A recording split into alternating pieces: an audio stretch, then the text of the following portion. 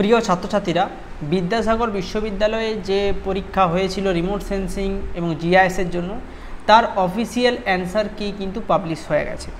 কিন্তু সেই অ্যান্সার কিতে দুটো প্রশ্ন আমার মনে হয়েছে কনফিউশন প্রশ্ন, কারণ এই প্রশ্নের উত্তরগুলো আমার মনে হয়েছে অফিসিয়াল অ্যান্সার কিতে ভুল আছে। প্রথম যে প্রশ্নটা দেখো স্ক্রিনে দেখতে পাচ্ছ, scale used for mapping multispectral satellite data is, official answer কিতে অপশান এ দেওয়া হয়েছে, কিন্তু এটা মনে হচ্ছে আমার সঠিক উত্তর অপশান সি হবে।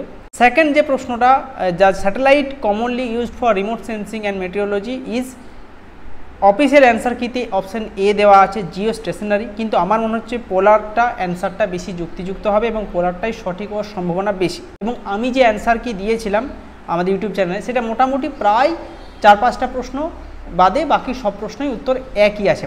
এবং সঙ্গে আমার চ্যানেলকে সাবস্ক্রাইব করে রাখো ভবিষ্যতে যখন আমি ক্লাস শুরু করব তার আপডেট পাওয়ার জন্য।